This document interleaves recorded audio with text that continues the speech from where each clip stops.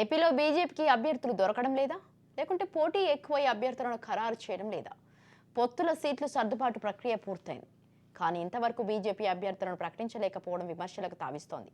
పొత్తులో భాగంగా BJP 10 assembly స్థానాలు, 6 పార్లమెంటు స్థానాలను దక్కించుకుంది. కానీ ఇది జరిగి రోజులు గడుస్తున్న అభ్యర్థులను ఖరారు చేసుకోవడంలో మాత్రం జాప్యం జరుగుతోంది. బీజేపీ తీరుతో మిగతా భాగస్వామ్య పక్షాలు ఇబ్బంది పడుతున్నాయి. కొన్ని సీట్ల విషయంలో టీడీపీ, జనసేన ఎటూ తేల్చుకోలేకపోతున్నాయి. పెండింగ్ లో పెట్టడంతో ఆ నియోజకవర్గాల్లో పార్టీ శ్రేణులు అసంతృప్తి చెందుతున్నాయి. అక్కడ వైసీపీ పట్టు బిగుస్తుండటంతో ఆందోళన చెందుతున్నాయి.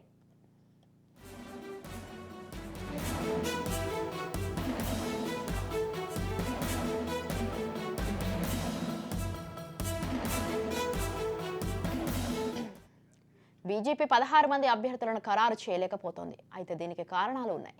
బీజేపీలో ప్రో టీడీసీ, ప్రో వైసీపీ నేతలు ఉన్నారు. తెలుగుదేశం పార్టీతో పొత్తు వద్దని వైసీపీ అనుకూల నేతలు చివరి వరకు ప్రయత్నాలు చేశారు. కానీ ఆ విషయంలో విఫలమయ్యారు. అయితే ఇటువంటి నాయకులకు ఇప్పుడు టికెట్లు దక్కేలా లేవు. అందుకే వీరు చికాకు పెడుతున్నారు. హైకమాండ్కు ఫిర్యాదులు చేస్తున్నారు. దీంతో అభ్యర్థుల ఎంపికపై ఈ ప్రభావం పడుతుంది. రోజు రోజుకు జటిలంగా మారుతోంది. ముఖ్యంగా పార్లమెంటు స్థానం పోటీ విషయంలో చాలా మంది ఆశావాహులు ఎదురు చూస్తున్నారు. అసెంబ్లీ స్థానాలకు సంబంధించి గట్టి అభ్యర్థులు దొరకడం లేదు. దీంతో అభ్యర్థులను బీజేపీ ఖరారు చేయలేకపోతోంది.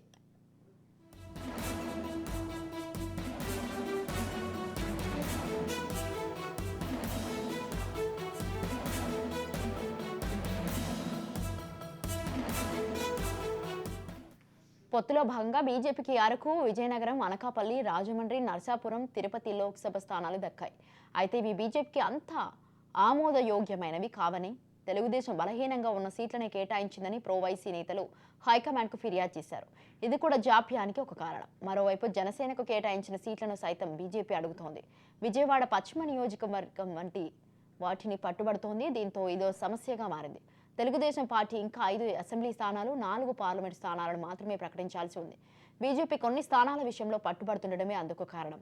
మొత్తానికైతే కూటమిలో పెద్దన్న పాత్ర పోషిస్తానని చెబుతున్న బీజేపీ తమ పార్టీ అభ్యర్థులను ఖరారు చేయలేకపోవడం విమర్శలకు తావిస్తోంది.